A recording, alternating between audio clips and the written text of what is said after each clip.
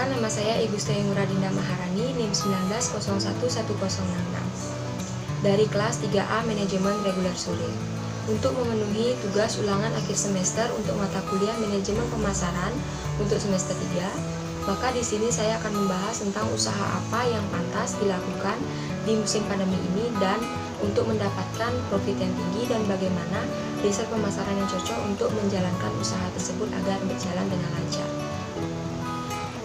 Kalian tentu tahu di musim pandemi ini banyak orang-orang yang diberhentikan di pekerjaannya. Begitu juga dengan pengusaha itu sendiri.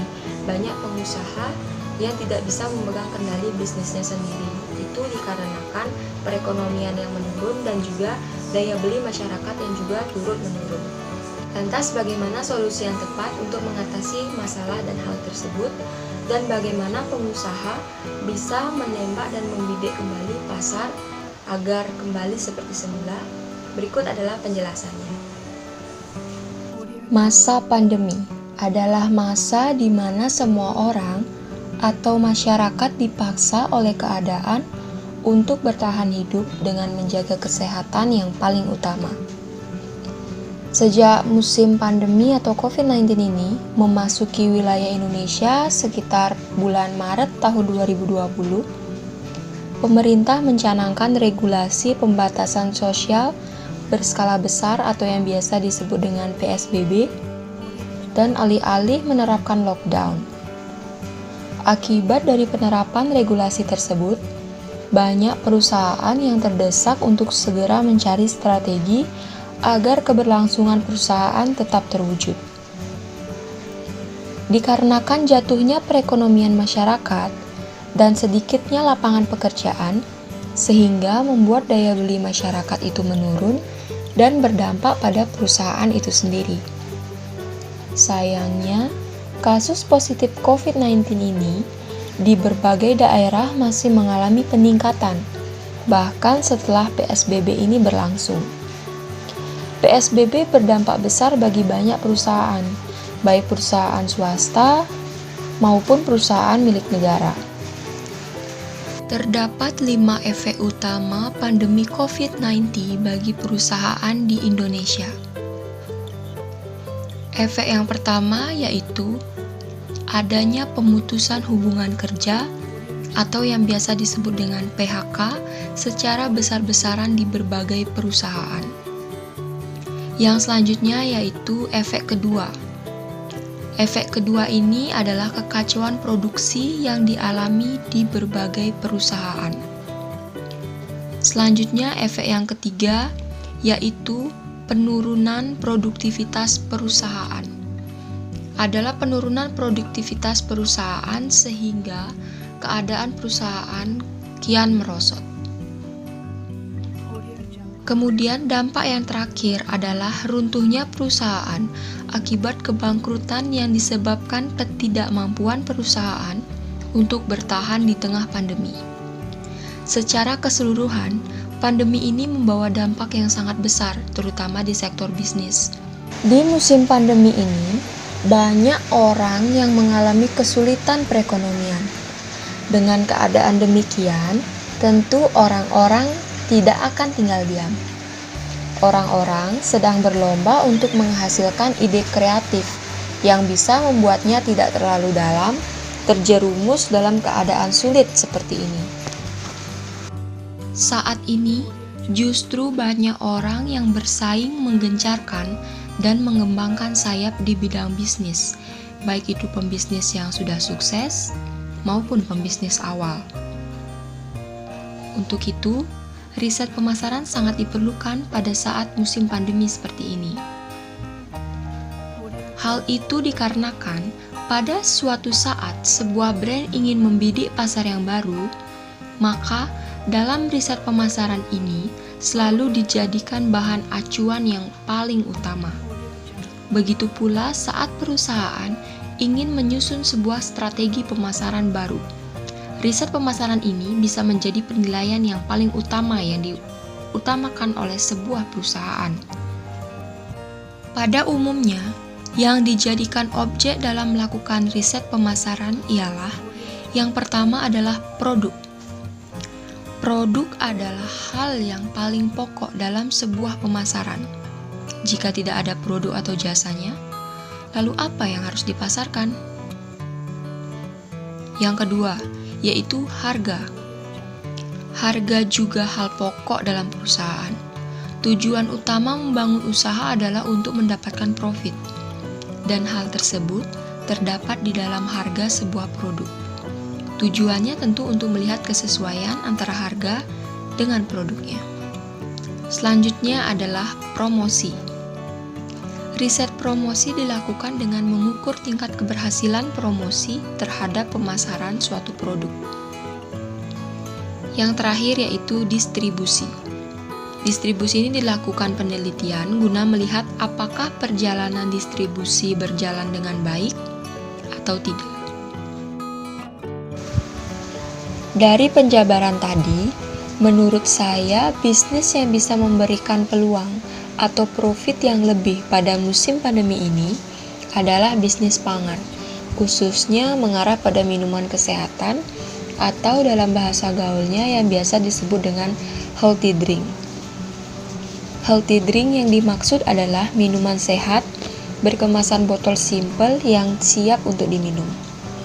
Misalnya saja seperti jus buah, jus sayuran, dan juga jamu tradisional, tapi dengan tampilan kekinian yang bisa menarik perhatian konsumen. Pangan adalah kebutuhan pokok sehari-hari yang manusia butuhkan. Tidak hanya sekadar minuman biasa yang dibutuhkan. Di musim ini, COVID-19 ini sudah banyak memakan korban, baik itu hingga meregang nyawa maupun hanya gejala semata dikarenakan sistem kekebalan tubuh yang kurang kuat. Selain itu, kebanyakan orang di zaman sekarang yang lebih sering mengkonsumsi junk food atau yang biasa disebut dengan makanan siap saji. Padahal, sudah sangat jelas makanan siap saji tidak baik untuk kesehatan tubuh. Junk food bisa merusak beberapa kinerja organ tubuh jika dikonsumsi secara berlebihan. Apapun yang dikonsumsi secara berlebihan itu tidak baik ya teman-teman. Nah, sehingga sangat diperlukan minuman sehat yang membuat keadaan tubuh kembali menjadi fit dan menguatkan daya tahan tubuh atau sistem imun kita. Hal ini juga mengingatkan kepada seluruh masyarakat dan orang-orang di luar sana betapa pentingnya menjaga kesehatan. Untuk memulai bisnis ini, tentunya yang pertama yaitu dengan melihat hal pokok atau produk yang memang sangat dibutuhkan oleh para konsumen. Objek riset produk meliputi kegunaan produk, nilai produk, rupa produk, dan juga tingkat kegunaan produk. Yang kedua yaitu dengan melihat harga jual dari sebuah produk. Objek riset harga meliputi mengukur daya beli konsumen, berapakah harga yang dapat menjadi peluang barang atau jasa dibeli dan digunakan oleh konsumen. Selain produk itu sendiri, harga adalah hal yang sangat menentukan keputusan konsumen. Apakah produk itu akan dikonsumsi oleh konsumen itu sendiri atau tidak. Yang ketiga yaitu dengan melihat dari keberhasilan promosi. Penawaran produk yang baik kepada setiap konsumen tentu akan membuat mindset konsumen berubah untuk membeli produk yang dipasarkan. Yang keempat yaitu dengan melihat konsumen.